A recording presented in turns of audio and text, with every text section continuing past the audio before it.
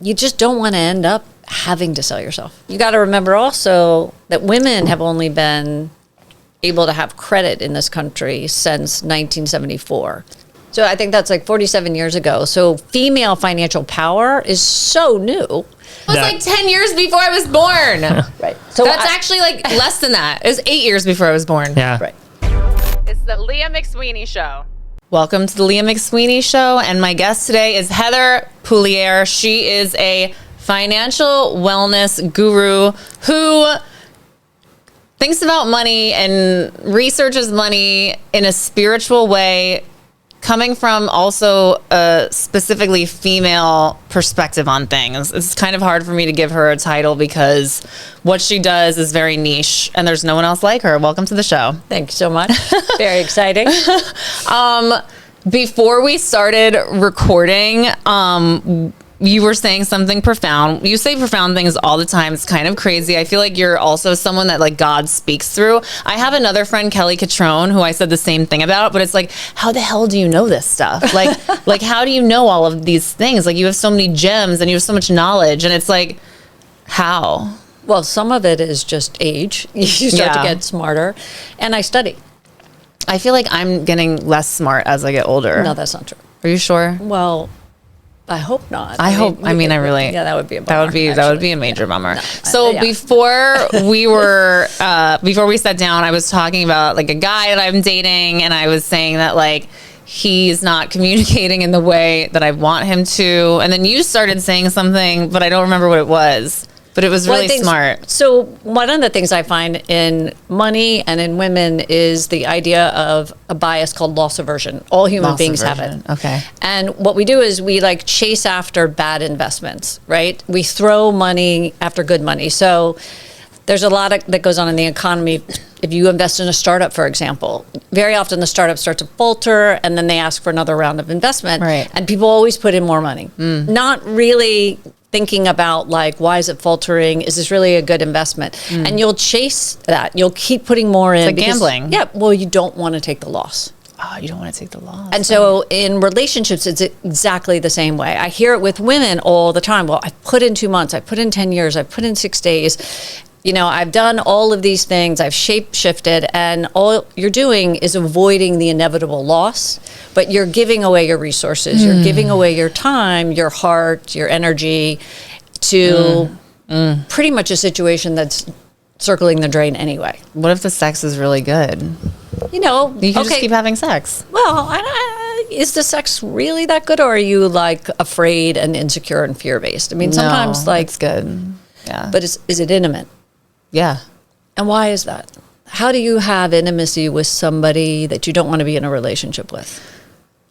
Well, I do want to be in a relationship with him, but it's just our personalities aren't meshing like that. It's just like, you know, I think it's just sometimes it's like, I think we have a deep connection and we care for each other a lot, but because of what I've been through in my life and what he's been through in his life and our trauma, probably like it's not like the math isn't mathing with each other. You know what I mean? Like our intimacy issues that we both have aren't like locking in. They're like, but the sex is great. Okay. Yeah. Cause I feel like. Have you ever had great sex before? Yeah. Yeah. But not often. Okay. Well, then that's a value for you, right? I want to have great sex. And people, by the way, spend their whole lives with crazy people, mediocre relationships because of great sex. You know, that can be really a glue in relationships. And for some people, it's the only glue, but it can be a super important one. But I don't want your like vagina and your orgasms to be managing your money and your time and your resources. Me neither. Right? So if you think about the psychology of money, right, and time is every human being's greatest asset, right? In terms of investments, in terms of hard dollars, but also just, you asked me how I know so many things. You know, I invest in my education with time. Reading, making sure it's a priority to me. Right. So you might be investing in your sex life, and you know, make sure you just know that's the choice. I don't know. The sex life isn't going to bring me the things I want. Okay, so what does... I need to stop having sex.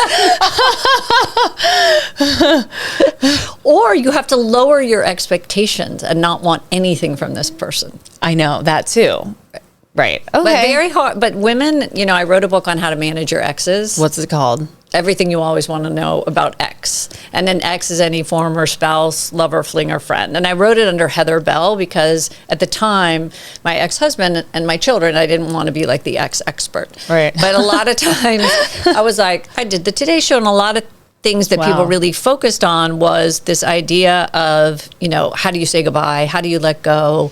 And one of the things my co-writer and I really focused on is that the human heart has not changed.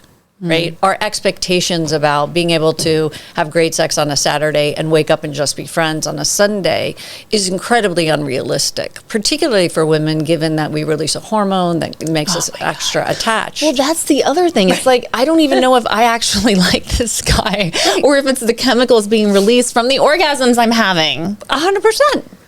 But when you're informed, right? So we have two systems in our brains, right? We have system 1 and system 2. And system 1 is all your reptilian, sort of automatic. If you're driving a car, for example, how you can end up home and you're like, I don't even remember driving. Right? It's an automatic pilot. But if somebody pulls out suddenly, your more logical brain steps in and says like, oh, this is a difference. I got to think it through. But this logical brain requires a ton of energy, so we don't very often use it. Okay. And we have a fantasy that this is the brain running our lives. But 95% of our decisions are by these reactive patterns and behaviors. Oh my God. And so if your patterning is love is great sex, or great sex leads to certain opportunities, you're just going to continually tread down that path. No, I actually before this guy, I didn't have sex. Well, I dated one guy for 2 months in the summer. I didn't have sex for almost 2 years. So I'm definitely someone who can go long amounts of time without sex. Now I feel like I'm being awakened, and I'm like, ooh, I'm horny again. So it's going to be hard to be like, okay, I'm going to say bye to sex again. I don't really want to do that. But when you're putting it in a way of my investing my time and do I loss aversion? I've never even thought about it like that. That's really interesting. Well, we also have the other side of it. The other big, huge bias that you find in behavioral finance is overconfidence. And those two things can be an absolute nightmare. And overconfidence is going to be you continually trying to make this relationship better because you believe if these 4 different things could happen, this is the man of my dreams. And so when you come over... I've been down that road. Right. I've been down that road. I can't do that. But it seems like you're struggling with what you know to be true. I am because I really like him. He's really cool, and we make each other laugh so much, and I think we're friends. He's my friends now too, Okay. And I don't fuck a lot of my friends, so you should be careful about that one. Well, but now he's my friend. I didn't start as friends, I fuck all my friends, Heather. I don't know what you're talking about. Well, you and I haven't had sex yet, so I think we should really figure this thing out right now. Okay. Okay, so this is interesting though, because I really didn't think that you were going to come on here and somehow tie the money into the relationship and sex stuff. But this is what I'm saying is that you see money through a very interesting lens. I've never heard anyone talk about money the way you do. Well, you want to think about the fact that the day you're born, right, you're a deficit on your parents' budget. Right? So there's a cost-benefit analysis of your existence going on pre-verbal. Should we buy this for her? Should we buy that? Should we do organic or not organic? Right. And you're just awash in this conversation of cost benefit. And literally, if you talk to people who work in end of life, a lot of people right at the end of their life, they're thinking about money. Have I left my kids in debt? Totally. Are my bills too high? And so this is our longest relationship. We think it's with another human being. But the only thing outside of ourselves that's attached to our survival, literally, is money and our relationship to money. And so we have never really taken that relationship category and dissect it. What was interesting about how hard it was to sell the X book is that now that's such a topic, my ex is. Totally. But when 2009, when that came out, nobody had ever even heard of it. It wasn't even something anybody considered. And so it was who wants to talk about that? Right? What do you do with the people you loved and lost? Yeah. So I sort of think of us on the new frontier of really money and understanding that anything that's attached to your survival has a lot of emotion around it. Right? So much. So think about how hard it is to break the spell of the emotion of love. It's equally difficult when you tangle money into it. And so your emotions are driving your choices. And they're also driving all of your financial decisions. And for women, very often, the problem is they get separated at these big pivotal moments. So having children, all of a sudden the emotion of I should be a stay-at-home mom, I should do all of these sort of standard psychosocial, all that gender stuff. You start to lose track of like, well, how am I taking care of my financial health? And we've decided that money is this outside thing, right? Like, oh, well, money's over there. People who care about money or think of like that's greed. That's, No, you have to care about money. It's how you survive. It's how you buy food and pay your rent and everything, Right. But too often women are willing or not as thoughtful about these big moments. So for me, like the biggest thing is marriage, right? It's the biggest financial risk any human being will ever take in their life. And we only have focused on the fact that it's an emotional risk. But we've been marrying for 4,000 years in every culture around the world, every religion. So this is like baked into who we are as people. The divorce rate has not shifted. Family and marriage therapy hasn't helped it. I was a family and marriage therapist. So that's kind of interesting to me. And so part of what I think has gotten lost is that it is a business contract. Like a marriage contract is not you're going to love me forever. It's actually filled with fiduciary rights and responsibilities and, sharing and transparency. So it starts as a love contract, ends as a business deal. And if you're not really attuned to that, it can destroy your life. What if it's like two like poor people getting married? Great. Most but people, are they they have the same risks. They have the same risks. Sure, because very often you're doubling your resources, you're in it together. My first marriage and we didn't come to the marriage with money. We built everything together. But what I didn't keep building was my career and my skills. And so when the things end, that person now is invested in their future. Right. Their career is moving forward. And if you're the partner who's going to take on the lion's share of the child care, now your career is really stalled. Right. True. And so now what you signed up for is actually now hurt you. I'm sorry. Hold on. Don't Can you give me my water, please? Because something just went in my throat. Anyway, holy shit. Yeah, I've never been married. Me and Rob never proposed to me. That's the father of my child. Would you have married him? Absolutely. And why do you think he didn't want to marry? He's a pussy. I don't know. Sorry, Rob. That was our something we would fight over all the time. Rob is a very passive personality. But you loved him for some reason. I loved him. Oh my God, I was so in love with him. I wanted to be buried in the same coffin as him. I was completely in love with him. Yes, I was drinking a lot. I got pregnant. He should have put a ring on it during the pregnancy. Why should he? Because that's what a fucking man's supposed to do. Really? Why? Because the Disney movie told me so, Heather.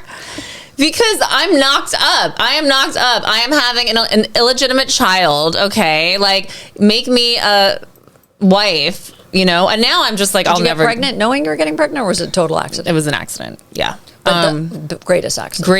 Most amazing accident ever. Kiki, I love you. So that was a point of contention for us, and I think it's a reasonable one, but for reasons people don't consider. Yeah, but I'm not sure why. It is the only way to make a stranger family, because in our culture, when you are somebody's husband or wife, you're considered family. Right. And and it's a legal category too. Like now you're the person who can go into the hospital now. Right. And so when people ask me, like, would you ever marry again? I do think about it that way. I would love to feel a part of somebody's family, to have my relationship feel like family. Yeah. So you would get married again? Of course I would. I mean, I don't think that, I think it's who you pick. I think you would have an ironclad prenup. Well, I don't believe in prenups. Hold on a second. Wait, but I thought prenups like protect and everything. Right. Prenups protect you from each other. So you fall in love with somebody and you're going to turn around and you're going to say, all right, I think we should get a prenup, Leah. Well, We've been having so much great sex. I want to have a prenup. Okay? I know, but if it's a business contract, Right. Right? Shouldn't you have the contract? How do you feel? I say I have a lot more resources. You know what? We're getting married in a year. We have to have a prenup. Yeah. And you think you're the person with the less resources. Right. What's your first feeling? My first feeling is you better be giving me some of your fucking money. No, I'm just kidding. But yeah, I guess like it would, I don't know. I mean, What if they had all the resources and you had none of them? Then they would have to promise me some stuff in the prenup that like I would be taken care of depending on how many years we were married. I mean, let's be real about this. If I give you if we have children, what I'm supposed to live in a little shack and you live in a big penthouse, and when the kids come to my house, they're going to be miserable because they're all sleeping in the same bed. That's not fair. Exactly. But so it's not that I don't believe in a legally binding contract, but Christina Royce, who's a great friend of mine and a divorce attorney in Los Angeles, she and I created partnership agreements. Oh, okay. Because I think that to make marriage the intimate and exciting thing it should be, we have to start them off with understanding the business of marriage and the emotions of marriage. So I kind of think if you plan for a divorce, you'll stay married forever. And if you look at the partnership agreement, and if I came to you and I said, you know what, I'm so excited to marry you, let's build a partnership agreement together. Like, let's figure out what we're going to build together. Right. You're already starting off on the right foot versus saying, this is what I'm going to keep away from you. Okay. I'm going to protect these assets from you. Yeah. And then you feel like we're a team, we're partners. And that's how great equality starts. I'm thinking about the Sex and the City like episode where Charlotte is like marrying Trey, right? And like some Miranda's helping. Oh, I think Miranda helped Charlotte with the prenup. I think, if I'm remembering correctly. But you know, she's like, no, I'll only take this amount, and it's like this whole thing. I'm like, God, this is like savage. Like, this is what you do before your wedding. Like, you have this like crazy like lawyer battle. Like, what? Like, how does that even? No wonder why Trey couldn't get it up. You know? But one thing that does happen is they ruin relationships. They ruin marriages. People don't let go of those negotiations. We all think that they do, but I've been on the other side of that. I mean, divorce is still 50-50. So if you and I are jumping out of an airplane, you know, one of us is hitting the ground without the parachute. So like, you want to be realistic about that. Yeah. And therefore, we have to figure out a way to marry safely. It's the biggest financial investment of your life. It's the highest risk financial thing you'll ever do. Divorce is financially traumatic. I help people a lot with financial trauma. And if you go back to what we were talking about, the spirituality of money, which is also, we're not put on this earth just to earn and spend money. We're not Pac-Men. Right. You know, and that's really become the focus of our culture. Oh my God. Like how do I earn? How do I earn? And then how do I spend? How do I spend? And in our economy, what is interesting is that the greatest minds in the world spend all day going, how can I trigger you to part with your money? Right? Like, that's all they do. Yeah. Right. Every brand in the world. Yeah. So the wedding industry is like $78 billion a year. And this is like a pre-COVID number. So I don't know where it is right now. The divorce industry is $54 billion a year. The how to stay married industry is like non-existent. Right. So that's crazy. Right. And the end of it is that money's not going back to you. That's going to divorce attorneys, right? Of course, they always because we're going to have an emotional fight about a practical issue. So that's one category of waste and sort of financial despair. Oh my God, my friend's going through a divorce right now. She should fucking talk to you. So many people do. But you really don't want to spend 1 minute fighting through a lawyer. The law is very clear. That's what she's doing, of course. It's like... Right, well, why wouldn't you? I mean, there's so many great lawyers. I'm not going to throw the industry under, but they make their money by the more you fight. Dragging it out. Right. And that's what I like women to really think about, too, which is like, are our incentives aligned? Right? Like, one of the things that happened to me in my first divorce was... How many divorces have you had? Well, I don't count. The second thing was like it's a mulligan. It's sort of just I tripped and fell into somebody insane. Okay. But due to financial fear and distress, I basically was for sale. And I wasn't conscious of it because I grew up in a financially traumatic house. You know, a lot of my work is helping people really break down their intergenerational money patterns. So like my grandmother lived in chronic financial fear and distress. My mother ended up in this situation. I ended up in this situation.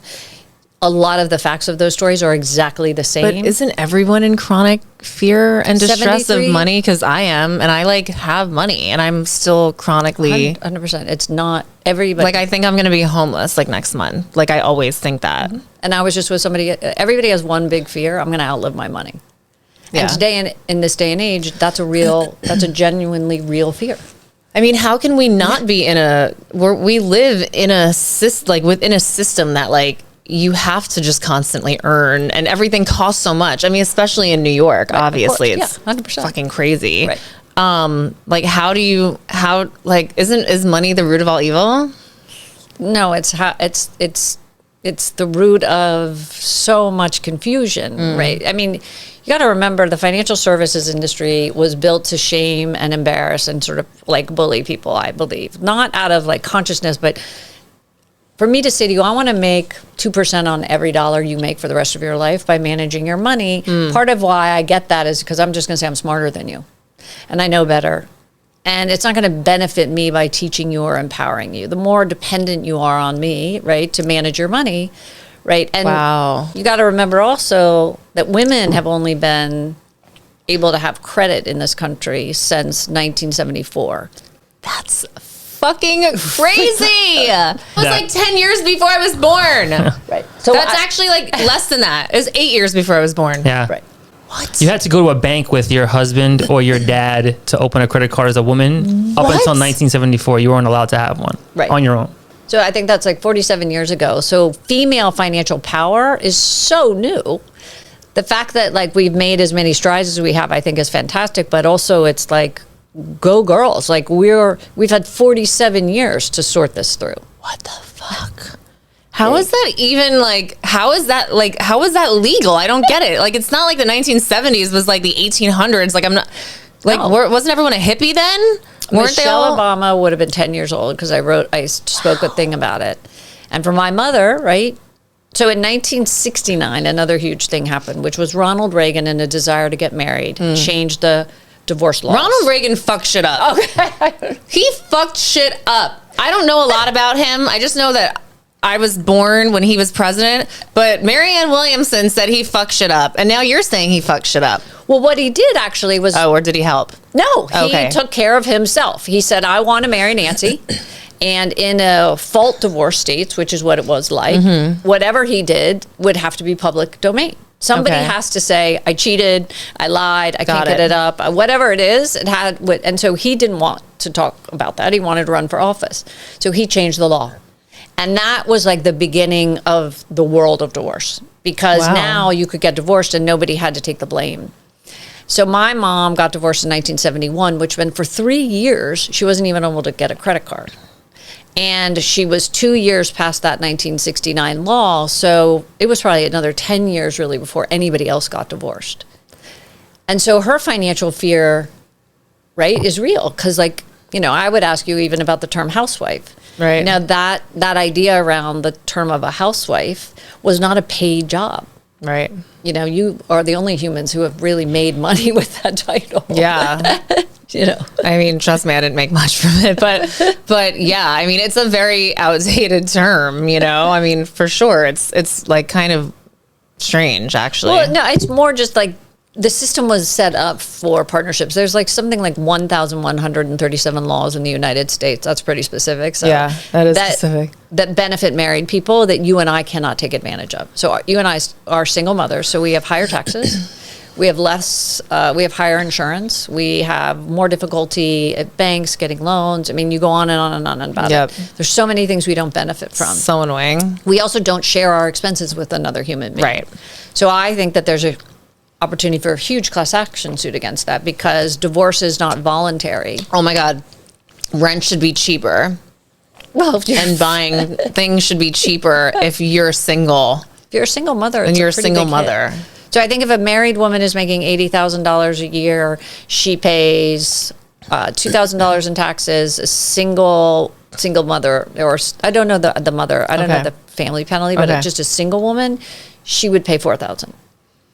That doesn't make, that's so unfair. Well, they wanted women to stop working after World War II. You know, so that when people came back from the war. What are some other misogynistic laws? I feel like you know all of them. Just hit it with, Those are like those are really bad. I mean, Roe v. Wade passed before we were able to get credit cards. So if you think about like the psychology of money and women and money, and it's very caught up in our gender and our ability to be self-supporting, but we also have been taught to be caretakers, and we want to be. Oh my God, I just posted something Right. on Instagram that I saw that said, oh fuck, now I'm not gonna be able to find it. It was like there is it was like for Mother's Day. I wrote Happy Mother's Day. It's like there is a generation of women who are drowning because we have been raised to be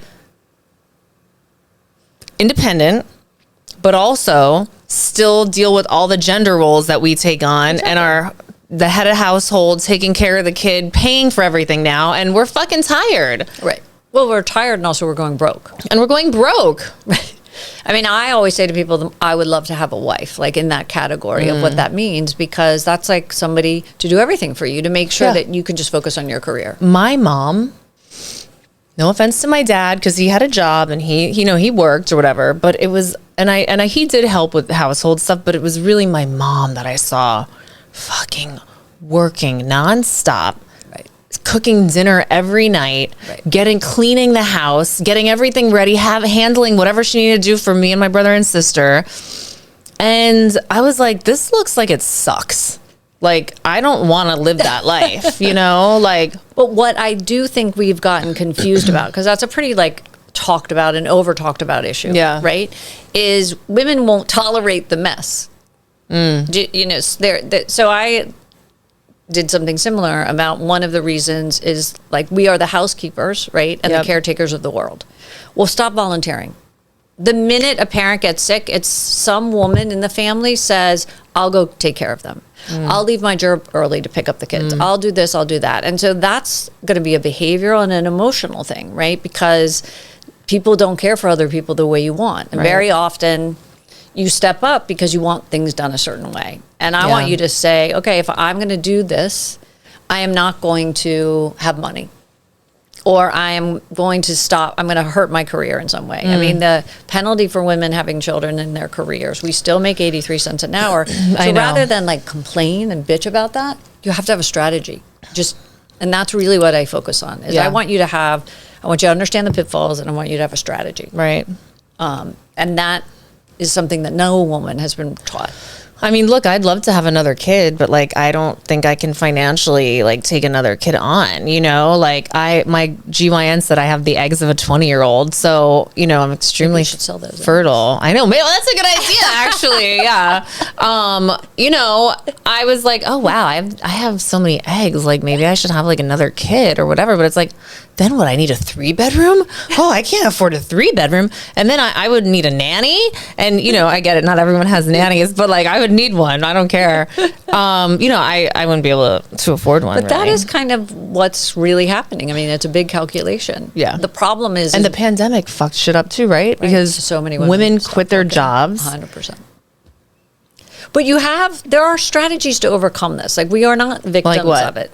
I mean, save super young. You know, one of the worst... Well, that's too late for me. Okay, right. But time is every human's greatest asset. Not only in love, but in money. I'm 40. What if I start saving now? You'll be better off than if you start saving tomorrow. Okay, I did start saving. But now I'm living off my savings, so... But you see what I mean? Like, we're living longer.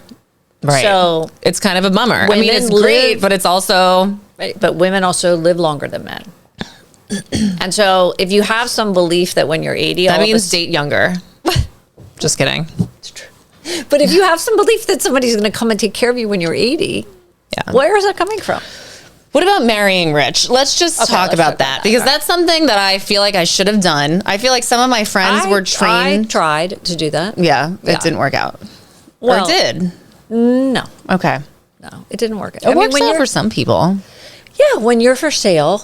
Which a lot of people are. I mean, we're all for sale in some way, right? Okay, right. We all work for somebody. So if you're going to work for a man as his wife, you know, and take on that job. Right. It's sex work. Yeah. It's sex work. It's high level sex work, I think. No, that's honestly, that's how I see like housewives. Like, that's how I see like women who marry money for, and and I'm sure there's obviously women who are in love with their husbands and they happen to also be rich, but you know, you look at that woman who was married to Harvey Weinstein, Georgina Chapman. She's beautiful. I mean, you know, and beautiful. I mean, she's gorgeous. I mean, oh my God. And I'm like, you know, this is all before all his like rape stuff came out. And I'm like, damn, she's like a high class. She's thinking long term. She's thinking this man is going to fund my fucking clothing line, Marchesa. He's going to get it on all the celebs. You know, she is a fucking smart sex worker. And she's using her. But we have to decide how her prenup was. Well, it also didn't work out. Well, now she's dating Adrian Brody. I mean, she's going to fucking Cannes and she's in Vogue again, and she had a comeback. Like, you know, Anna Wintour helped her out, but she had to suck Harvey Weinstein's deformed cock. So this is kind of what I think is interesting. That's what you believe. You Maybe don't she actually didn't have know. to. Right. Oh, he was banging other bitches and raping. Right, but like I am behind the scenes of some very well-known and famous marriages, and I can tell you that there's all sorts of contracts. And some of the contracts are, no sex. You don't have to have sex with me. There was a point in my life where I was offered a big contract like that. What? Yeah. Spill the tea. Well, what else was in the contract? Mostly just I want you to spend a chunk of your life with me because they enjoyed my company and How they old liked was me. he? He was a lot older than I am, but it was, at the time, it was sort of shocking to me. And now when I look back in hindsight, it's like, it's hard to find people that you love spending time with. And he was actually, I think, way ahead of his time in the sense of saying that he also knew it meant I wasn't going to build a career.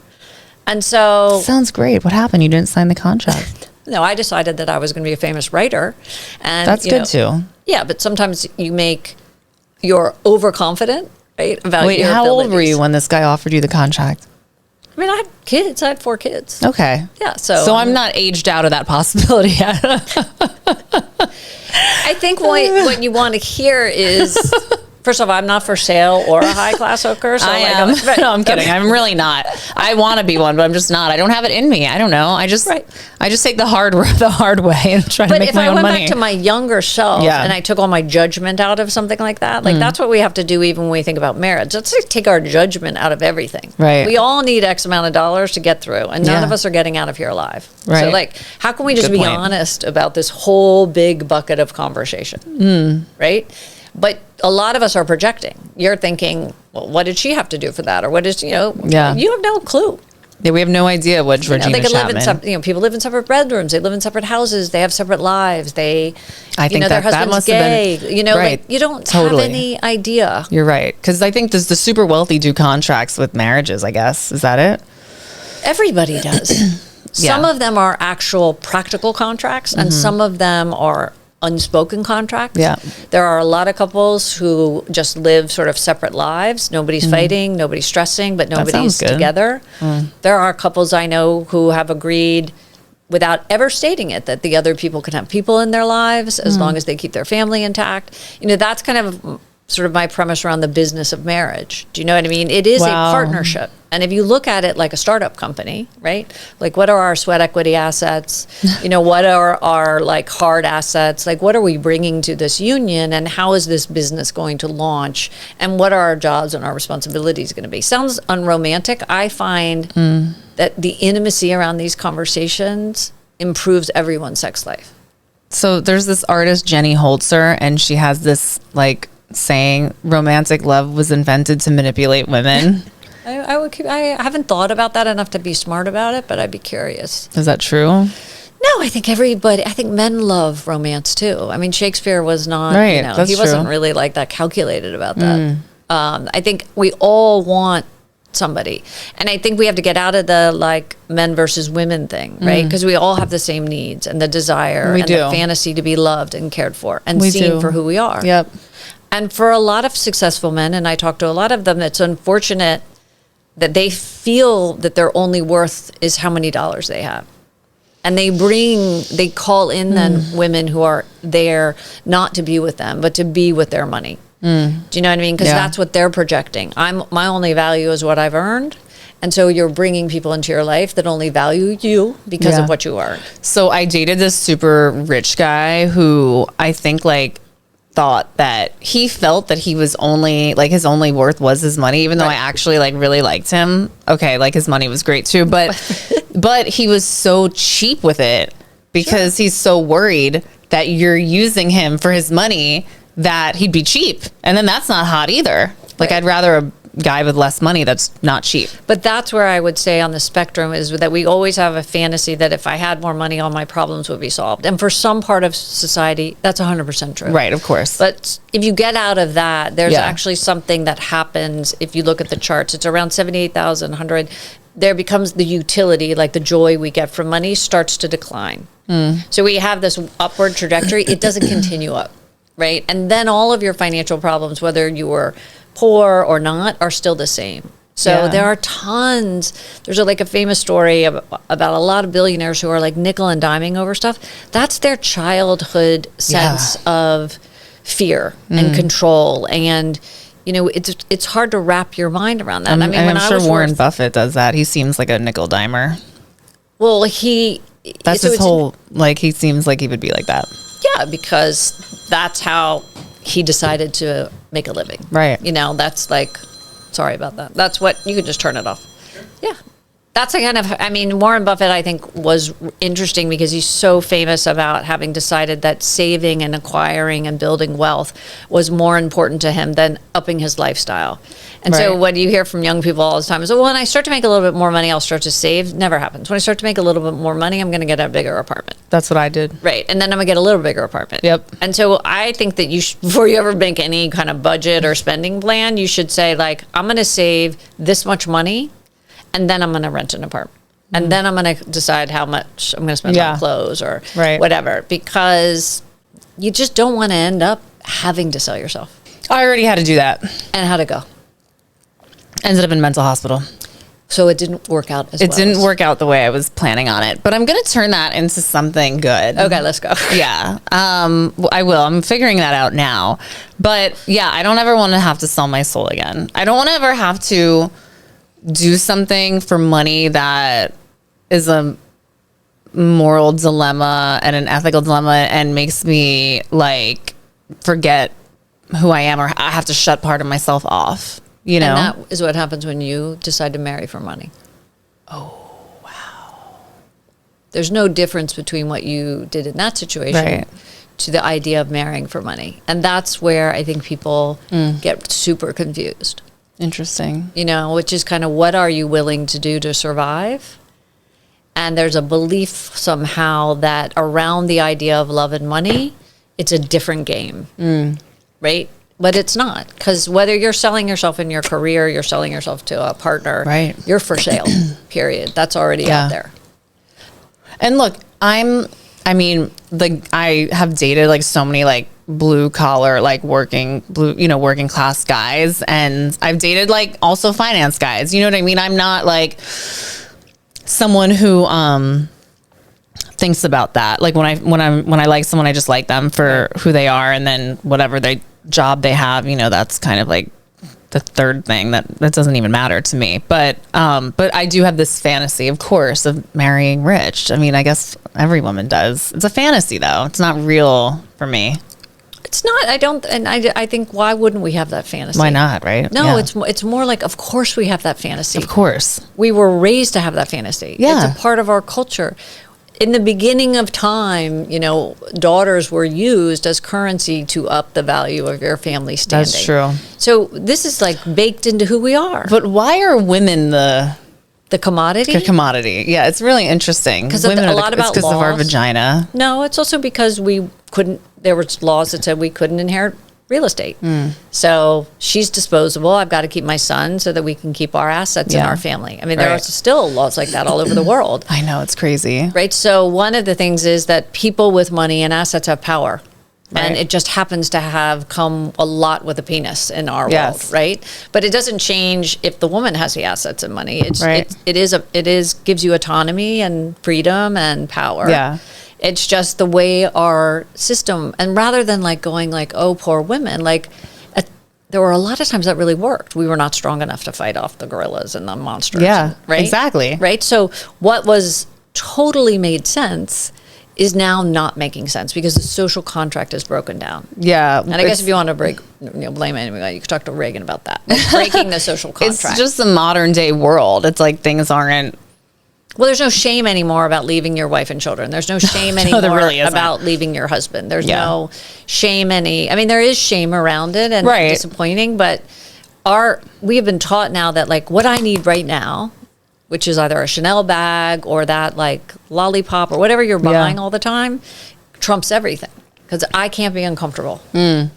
When you were talking earlier about like not being able to enjoy your money after a certain point, like sometimes I think about the Kardashians, like, I mean, I don't know. They seem like they're enjoying themselves. But then I'm like, if you can afford, like, if you can have every color Birkin bag, or if you can have, like, if you could, like, get any kind of car you want, if you can live in any kind of house you want, you can afford anything, like, where does the pleasure go?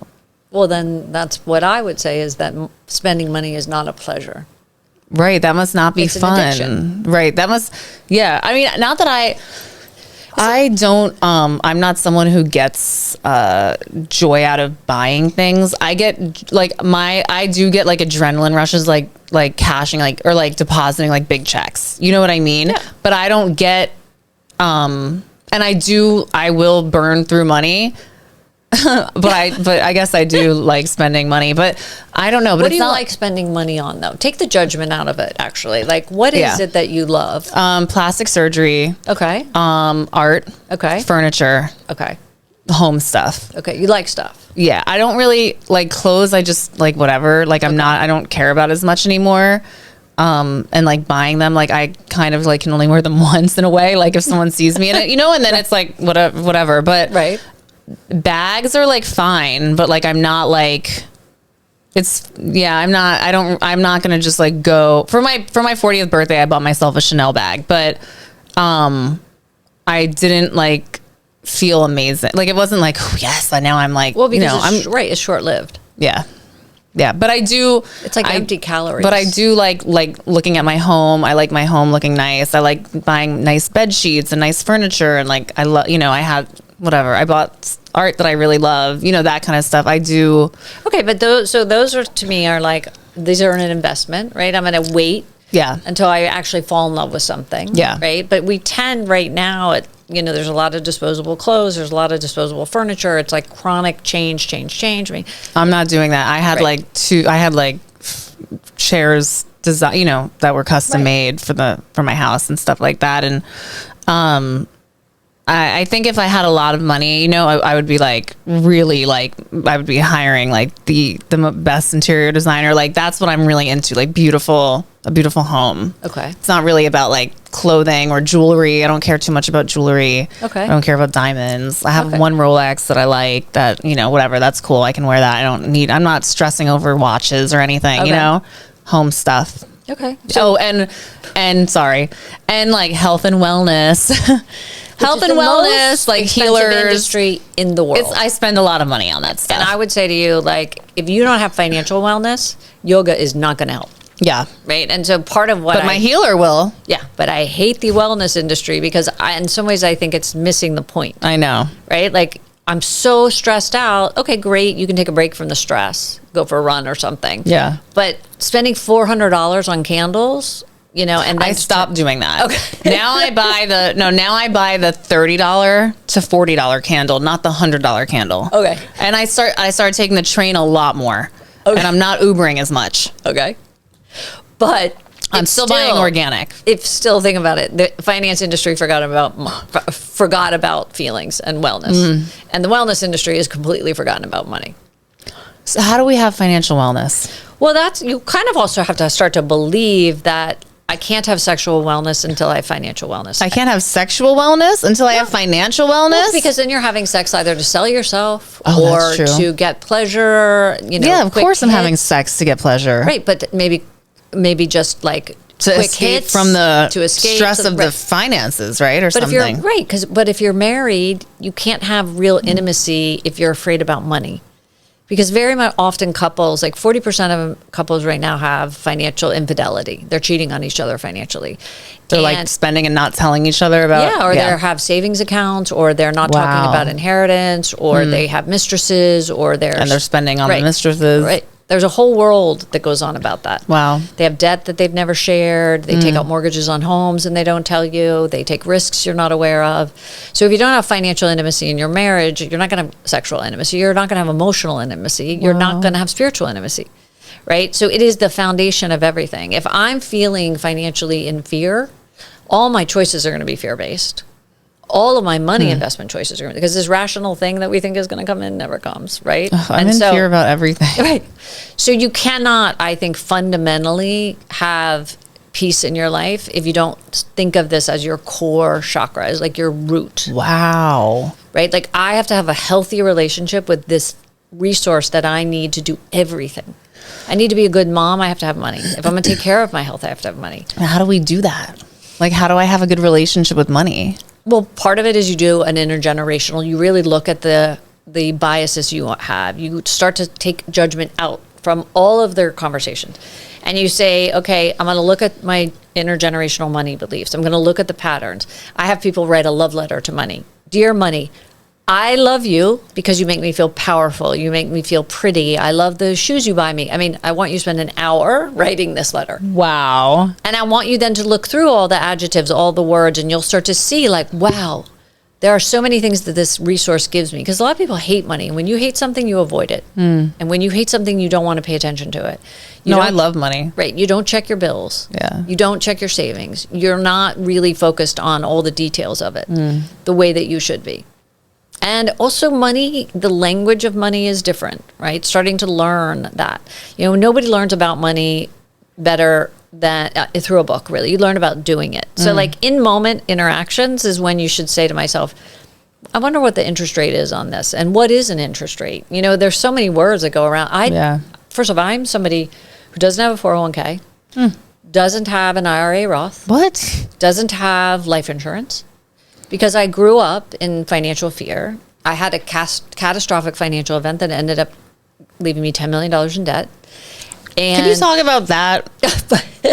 Wait, but hold on. You don't have all this. But how do you not have isn't it good to have a 401k or a Roth? Part of what I teach people is like, I made all of these mistakes and I'm not stupid. I went to a great high school. I went to Vanderbilt. I have a master's.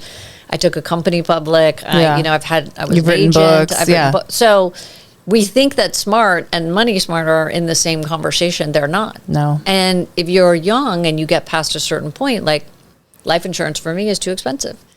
Right? Like you max out at a point where it doesn't make sense. My therapist wrote my thing and now they won't cover me because they saw my mental health history. So now I can't get covered, which is so annoying. Right, which is why I would have said to your younger self, buy life insurance when you're young. Yeah. It's less expensive and you lock in at those rates and then you carry it through with you for the rest of your life. But women are underinsured anyway. We don't value our lives that way.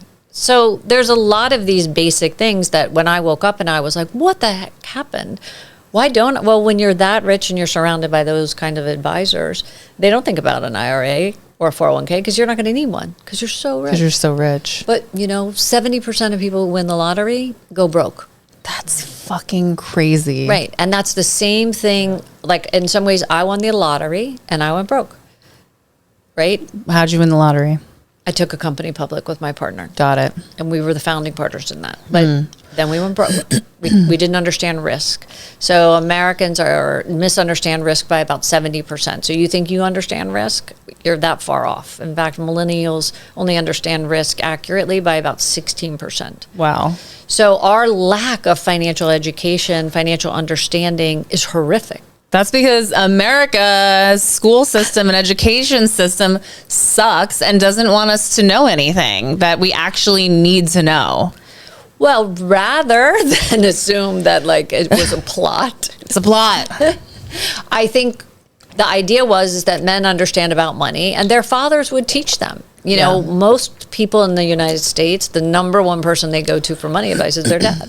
But if your dad doesn't know anything about money, then that advice is not so great. Right. You can look around at the numbers. No, yeah. I go to advice for money, not my parents, but like to older people that I know who are like really wealthy. And the question is like, did they build the wealth? Are they willing to talk about their money shame? Do they understand their own pitfalls? Do they actually really understand the context of the advice they're giving you? Your situation is very different. We also tend to go and ask financial questions, asking the question that represents the kind of person we want that person to see us as, right? So if I go to somebody and say, listen, I made all of this money and this isn't like all I have. This is just like a portion of what I have. Like, what would you do with that? That's me trying to signal that I'm richer than what I'm saying I am, right? Yeah. And then the advice they're going to give you is not contextual and it's going to be the wrong advice. What about financial advisors? Like, aren't they? They have as much. They're dumb. Corrupt. No, I don't think that they're dumb, but you want to make sure, people. These are the questions I tell people. Find out how rich your financial advisor is. Personally, how rich they are. Not how rich the company they work for is. Right. Find out how many assets within that company. So if you're a money manager at a big, huge bank, you could say, well, the bank has, $18 trillion in assets. Well, how much of those assets do you personally run under your team? Okay. Right? Yeah. Oh, that's good. I'm talking to someone from USB, so I'm happy. UBS, just kidding. So I'm happy that you're telling us, because I don't know what to ask him. So what is your personal net worth? and also then just pause. And I can just ask him his personal net worth. Why wouldn't you? You want him to manage your money. That's true. You're going to get financially rich. naked in front of somebody. Right. Right? I'm going to get naked in front of you, but I don't want to see what you got going on. Yeah. Well, that doesn't make any sense. And also, they have the right to say, I'm not comfortable talking to you about that. And then that's a conversation, because remember, a relationship has to be with a financial advisor. And it has to be about trust. So just look at how they respond. If they get defensive, if they say that's none of your business, is that who you want to be taking care of your finances? No. We tend towards putting them like doctors into like this other category of like untouchables. God complex. Right. Don't do that. That's not smart. Do you have a financial advisor? I do. I just want to use yours because I know you've done all the due diligence. Is it a man or woman? It's a man. Okay. And I picked him because I'm a high risk taker. And I needed somebody to be very conservative and also somebody I could joke around with about it, but also somebody who knew it was my money. Because one of the things that male financial advisors tend to do is treat you like a child. And you want to be very careful. Not all, by the way. Yeah. I don't want to get 1,000 notes. I have my current one, who's also my friend, which I think is like a conflict of interest. Like he just told me to do dumb shit. Like he just like let me spend too much money. Like I needed him to be like, no, you're not taking that out of your savings. You're not spending that. You're you're investing that. You might have been not listening. Oh no, he bought like fucking Netflix stock too that tanked. Anyway, whatever. It's just. But some of me would say exactly like, if you're not in, you probably don't have the net worth to be in a high risk investment pool, right? And so you want to just build a foundation. Think about it like your core of your body. Yeah. I need an unshakable foundation. And then as you build more wealth in other streams, you can say, okay, this is I'm going to invest a lot. But you got to remember, if you're going to invest, you're going to lose. And that's where risk comes out. But, right? So overconfidence, I got this, right? That's a big thing. So if you have a money manager who isn't clear about their psychology around money, that's dangerous. Right. Because now the key thing I want you to remember is that the advice they give you is not what they live with. So when I had a divorce attorney actually who gave me horrible advice, I live in the consequences of that financial advice. When I had a million of famous, you take a company public, there's a lot of people giving you advice. Right. When they didn't give me advice to take care of myself, that's my responsibility. I could be mad at them all I want, but I still took the bad advice. What kind of company was it? It was a tech company. But, you want to make sure that, like, you're thinking through. Right. Are you attached to my success and failure? Right. No. Advice is cheap. More money, more problems, everybody. No, I think you want to think about it as, like, not to sort of think of it as something that you can't manage. It's not that complicated. I feel a little overwhelmed. You do? No, I'm just like thinking about like all the like bad decisions I've made over the years. And this is like, let's get deep on the spirituality of money, because I really, really, I am a woman who has lived in chronic financial regret. Yeah. Chronic financial fear. It drove me crazy. Anger, kids. I passed all that fear onto my children. It's a big shame of mine. I should have known. My mother did it to me.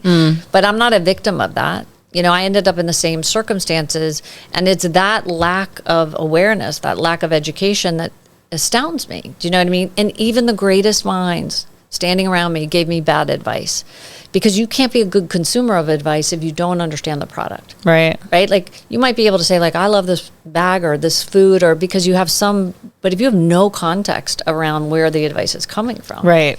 And you want to remember that, like, it's a sexist world. Not everybody is sexist, but, like, is he treating me like somebody who's going to have to be taking care of myself for the rest of my life? Or my divorce attorney who said, you're going to get married, you know, in 3 to 4 years. And Wow. my divorce attorney said that when I had 4 kids under the age of 7 and $10 million in debt. Well, that's not catnip, by the way, for anybody dating. Right. Me. Like, can you marry me? Yeah. Take on my debt and my kids. And you my know, 4 like, kids and me, so yeah. Some of it is to be super careful about what you're not thinking about. How did you, like, what did you do after the $10 million of debt and everything? How do you get out of that? I mean, fortunately, my children's father really helped with that. Thank God. There was a lot of negotiations. There was a lot of, you know, prostitution, nothing pretty, gum, paper. I mean, it's scrappy. I mean, it's not I wish people always want to hear this story. And then I created Spanx. Do you know what I mean? But, like, that's not the story. The story is, you know, fortunately, my resilience. I tell people who have hard childhoods and hard money childhoods, like, that resilience, Yeah. I was not going to go down. Right. But I started other companies. I was naive about some of it. Just because you've created wealth once doesn't mean you're ever going to do it again. You know, it's kind of like people think it's like. But you created it again. Yeah, enough. But, you know, I'm not going to be able to live the way I'm living for the rest of my life. I think about it. Yeah. But what I can do is lower my lifestyle and Right. lower my MISA. Right. But it's pretty tricky to go from, like, NetJets Yeah. to the subway. Do you know what I mean? Right. Like, it's not that the subway, I take the subway Yeah. everywhere, but. No, but when you're going, yes, it's very different, obviously. Right. And to go from nothing to all of that, I was also unprepared. So we think that the more money, the more educated, but that's not the case. It's got to be conscious, you know, like everything, So interesting. right? Because Yeah. also the universe sort of takes and gives you what you're taking care of and what you're focused on. Right. If you're focused on financial fear all the time, then you're going to get more fear back. So how do you heal your sense? And some of that is basic education. It's not like, you don't need to understand hedge funds. You know, that's not your world. Right. Like, the stock market is only 80% of America is not even in the stock market. Like, be careful. Really? Yeah. What are you listening to? Is it even relevant to your life? Huh. Like, okay, inflation's terrible. Like, how's it affecting your day? Just when I buy groceries. Right. But you know, Yeah. I think you would agree that Yeah. anxiety is contagious. Yeah, so when people are freaking out, inflation, bah, right? Right, and the news is there to terrorize you all day long. Oh my God, I right? know. And you know, financial fear of missing out, that FOMO is huge. FOMO's a big thing. Right. I'm not in crypto. Oh my God, I lost a bunch of money in crypto. Right, But maybe it'll go back up. Yeah, Who knows? But also, that's you sort of riding the get rich quick, and nobody does that well. You know, I learned. Well, we hear about it. Like, when you and I were not, I'm older than you, but when I was growing up, you would never have heard about somebody getting rich quick. Yeah. Now that's all you hear about. I And know. also wealth porn. Watch out for that. I know. We talked about that. And that's something I want you to touch on because you made me aware of that, where it's like everyone, if you're watching Instagram, TikTok, and you're seeing the way some people do live that way, some people are faking it and like faking a private jet, or, you know, they're driving in a Lamborghini, but like they're living with their mom or whatever it is. And then some people are truly wealthy and they're showing it off. You start thinking, well, I should be living like this too. And it's like, this is a very small percentage of the way some people live. A very tiny percentage of people live like this, but it starts making you think that you should live like it also. And I just watched this documentary called The Queen Maker. Yeah. On Hulu. Tinsley Mortimer is in it. Kelly Catrone. They're two of my best friends. And it talks about, it's about Tinsley kind of, and then also this trans woman who, you watched it, Joe. Yeah. But so aside from It's a complete vacuum though. yeah, because you're watching, you're like looking at this like glamorous, like socialites, like, you know, at these like benefits and charity events and their dresses and everything. And like, it's like my daughter, we were watching, she's like, I want to be a socialite. I'm like, well, you're not going to. Like, I'm sorry. That's just not McSweeney or Christopher or whatever your last name But is. that's a It's not my scary last name. sentence for her to say. We're not from an old money family, you know, like it's just, you're not a socialite. You're not accepted in that world. Like, you're not going to be in that world. This is not like, that's not who we are. But some of that, like, this is who you are, this is not who you are, is right, is the categorizing around finance. I know, but it's true. We're not, you know, and well, you know, when I started getting fucked up about money, Right. was when I went to Sacred Heart, Right. on 91st Street, and I was from 24th and 8th from the Right. co-ops, and like, you know, very like working class family, even though my mother was like a therapist, but you know, not like a fancy Right. one or anything. And my dad was a taxi driver and like a health inspector and whatever. We were very middle class. And I went to this super elite Right. school and felt so inadequate. Right. I felt It's very painful. so inadequate. And it's not because the girls were mean to me or anything. I made best friends there, but just seeing how much they had and what I didn't have and what they were wearing and what I never could afford, and their homes Right. in the Hamptons and like their maids and their nannies and their way their moms dressed and just the access they had and everything. I felt fucking like shit. I just did. Like, I mean, it fucked me up in the head. I'm still fucked up over it. And that inadequacy feeling and like having to prove myself, I am still living with the But consequences that's of part of that. your money genealogy. It is. And and you don't want to pass it off to your daughter. You want to be a It's too late. conscious parent. I know it's not. I mean, she's pretty screwed up, I think. Yeah. No, she cares about money too much, and I did it. And it's my fault. No, I think that, like, rather than say it's my fault, you should say to yourself, of course I'm that way. Right? Like, I, just like you, went to a very fancy private school in D.C. I was the first divorced.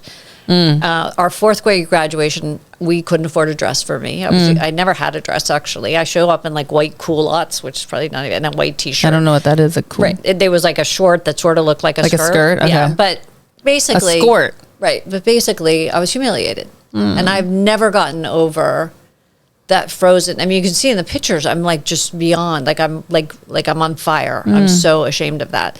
And sure enough, like I start, burning, down the school, and Right. because I wanted a family and I couldn't express that. I just knew that, when she was working as a checker in the grocery or painting or, my mother was insane. I mean, she didn't make it better, but she was raised in a Southern family to be a wife, and Right. she had given up everything for my father. And my father walked out the minute he made money. Oh, wow. And that's interesting because I repeated the same thing.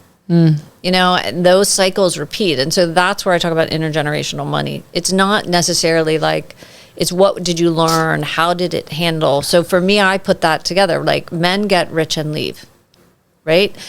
The minute we bought a new kind of fancy house, he walked out the door and we ended up back down again. Well, I did the same thing, right? Fancy house, right down to the bottom. Wow. So we have these limiting beliefs around our financial capabilities. And when we get to them, we very often sabotage ourselves. Like, because we almost have our own social stratus, like caste system. I also just have so many wealthy friends. Like, sometimes I'm definitely like, I'm used to being like the girl with the least amount of money in the room, and it's like, but that's how hard. many more times do I have to do this? Well, because it's also what you know. Yeah. Right. So you keep putting yourself in that position I know. because it's familiar to you. It's what you had as a kid at school. Right. And here you are again. The question is, are you creating that? Are you not taking care of your financial health? Is your feelings of shame and being less than and feeling undeserving stopping you from making good money choices? And that's what I believe really happens. That we none of this is by accident. Like, if you look at the spirituality of money. I'm telling you, I think I deserve healthy financial stability. I believe it. but I want it. But wanting, deserving, thinking, right, are not actions. Yeah. They're not sort of, what are the actions I'm taking to build the life? Well, I don't know because I've never no one seen a vision board make anybody rich. Yeah, Just right. FYI. I mean, I don't know. Like, it's like, I'm definitely like probably not I don't know. I mean, I could be blowing more money, but I'm not. I mean, I'm trying my best. I feel like I agree. make some. I think that everybody does that. First of all, you're a humongous success. Thank you. You're incredibly famous. You've No, written I'm, books. I'm not incredibly famous, but okay. But for most people in the Thank world, you. you're incredibly famous. Okay. I'm looking at your book right behind Yeah. you. Okay. Yeah. You live in a beautiful apartment. You have raised a child by yourself Yeah. and financially by yourself. Yeah. You got to That's start true. looking at what's working. And that is one thing our culture does not do. Because unless you're a billionaire, you're not making it. oh yeah, I feel like a total failure. Right. And so the more you feel like a failure, the more you're going to fail. I want women particularly to start having esteemable thoughts about where they've God, gone. I know. How do I 'Cause- do that though? It's like, Well, part of it is you and trying. I've struggled with this. I had so much. And so in my mind, if I don't get back up to there, Then my whole I'm- life a failure. right. Right. And then what does that leave me? Yeah. You know, I'm going to die at some point, and like, will that have done anything? So much of my self-esteem and like my self-worth is tied into like, what am I doing? Am I successful? Right. What did I accomplish? Right. You know, and it's like And money is that tangible ticket. kind of, right. Exactly. And there is very little, so that's why mothers don't always feel the sense of satisfaction sometimes, because the world doesn't reflect that back. We give lip service to it, right? But if somebody's, you know, when there's a big retirement moment in a Yeah. family, a husband's retiring, I always wanted there to be shared financial products with husbands and wives that they shared together so that both people retired. If you were the stay-at-home mom, why don't you have a retirement moment? Right. Right? Like, why don't you get the golden toaster or whatever Yeah. the hell? Or like, and so Yeah. we don't celebrate milestones unless they're a financial milestone. Right. You know, we don't graduate from some of these sweat equity jobs ever. It's just like, I was going to clean up for the rest of my life and there would never be any end to it. You know, that's not fair either. You know, we have to start to look at like, how are we celebrating each other and how am I celebrating myself? Yeah. Like, I would tell you to start writing, like constantly saying like, these are all my financial successes. I'm going to start doing that. Well, I started writing a gratitude list a couple days ago because I was losing my mind for like 3 weeks and crying every day. But that's not specific. I know. Well, now that you're saying that, I'm going to start writing my financial successes. Right. Because Yeah. you tend, But what this is is a what, financial success though? Oh, I have this in a savings account, or I have this in a no, no. I paid my rent today. Okay. I bought I've a never coffee. been late paying my rent. Okay, whatever they are, but like these, you know, there are a lot of people who don't have a place to live and don't have rent. So you want to start I have to a home. say, I paid my heating bill. Yeah. Right? Like when I write that love letter to money, it's, I love the fact that money buys me the heat to warm my house. I love that money buys me the air conditioning to cool my house. Okay. I love that money lets me take my daughter to dinner. I love that money buys me beautiful things. Okay. Like looking Hold on, at I need to all write the this down. ways that I'm honestly writing this down in my notes right now. because gratitude on an abstract level doesn't work. Like financial gratitude is very hard. list to money.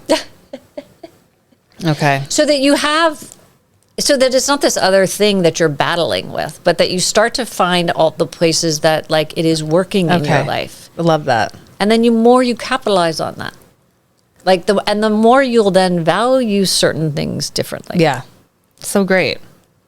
Because the world is about what I don't have. It's never about what I have. You're so right. You know who's I just thought of this. You know whose marriage contract I'd love to see? Yeah, let me know.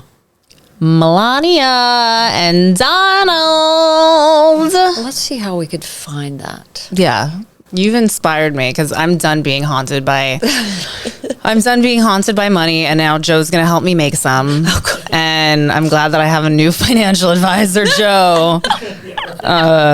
So this was great. This was amazing. Yeah. No, thank you, It's guys. gonna take a minute for me to process everything. I feel like Yeah. this is It's too real. it's so real. It's too real. It's Like it, but it also just it's is. Like something I feel no like one- someone was talking to me, and I'm like, wow, it's it's weird. something no one talks about. No one does. No one fucking talks about It's this. like money and STDs are in the same category. No one talks about they that talk stuff. more about STDs. Yeah, they do actually. Right. I'm writing a column now on modern love and money. Like, how does it work? Like, you're an interesting couple on that. You know? Wait, Like, what are you writing?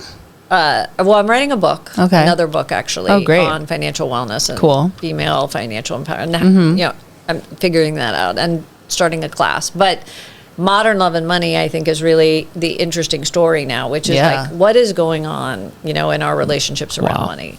Because you set those patterns down from the moment you say, I'd love to go on a date. And the guy should be paying for the date. Okay. Well, and here we go. Signing off. And here we go. Thank you so much. That's our next episode.